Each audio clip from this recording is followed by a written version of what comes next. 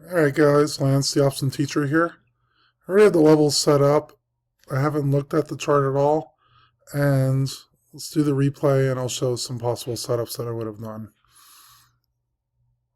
So to start, it looks like we gapped open and then closed down. I'd wait until the 850 though, because obviously the levels won't come out until then. Let's go a little slower here. Alright. So we got below the S2. At this point, I would see if we retest S2. If we retest and then see a down candle, I'll try to buy a put.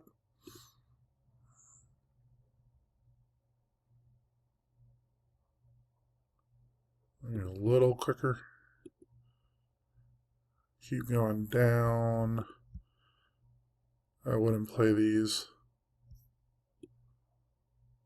So I'm waiting for S2 or PDL. Right, this is close, the PDL. If you look at here, it didn't quite touch the wick.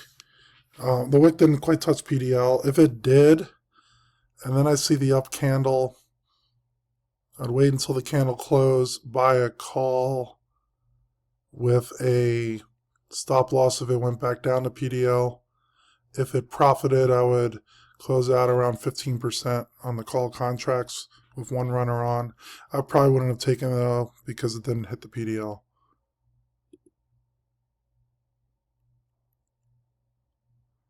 And right there would probably have been a 15% profit.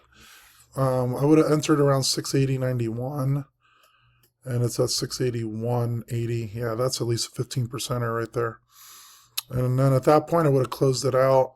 I'm considering doing an OCO order after I enter. I'm going to enter probably 3 contracts. 2 contracts I'll OCO with a 15% take profit and a possible 20% stop loss. That would have closed the 2 runners. Sorry, the 2 initial contracts. And then I would have placed a runner on the break even where I entered.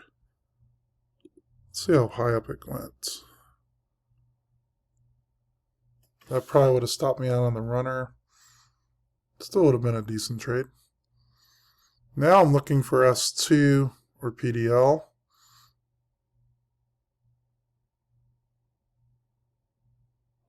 That was close. If this wick hit the S2, this would have been the rejection. I possibly would have entered puts after this candle with 15% profit, 20% stop out on an OCO. But it didn't hit it, so I probably wouldn't have taken it.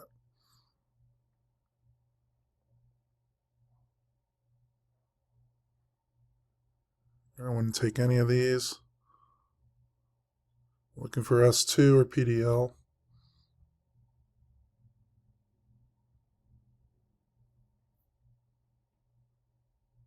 Might be a bit choppy during lunch.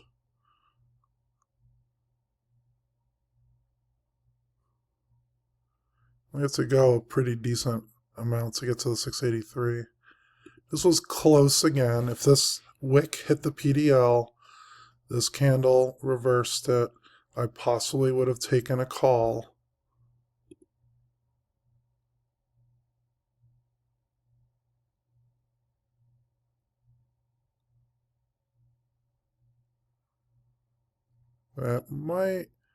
This candle might have stopped it out, most possibly 680.5 to 679.8. It's a possible stop out. It didn't hit the wick though, so I probably wouldn't have even taken it.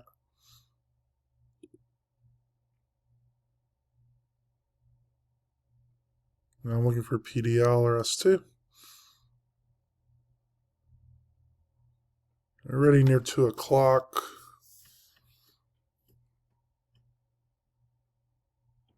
Guess we're going above the 80 MA here. That might be it.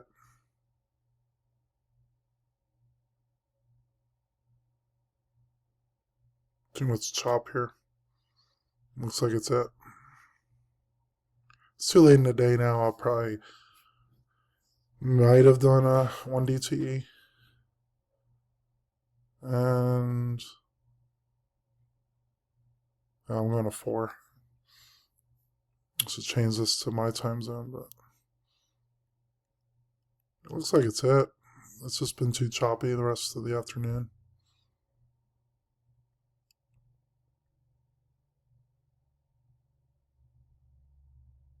And that's where we ended. All right. Not many possible trades on the break and retest today in the end. The one right here could have been a winner if I'd taken it. See the doji candle? Doji candle means you have a pretty big wick up and down, but we close pretty much at the same price you opened at. That means there's some indecision in the market at that point, and you might see a reversal, and we actually did see a reversal. So the 10:25 Central, 11:25 Eastern Standard Time, might have possibly bought a call right here. And then at that point, I would go to the 3-minute chart. And then I would try to enter my OCO order. Let's see. 10:25.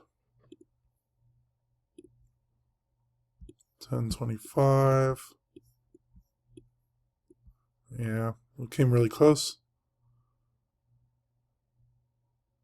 And then I probably would have went to the 3-minute. I would have stayed in, got out at my 2 of the 3 contracts at the 15% profit right here, and then the runner would have closed out at the same premium that I bought it at. So that still would have been a pretty good trade. It didn't quite hit the wick though. So there's a chance I might have done no trades this day.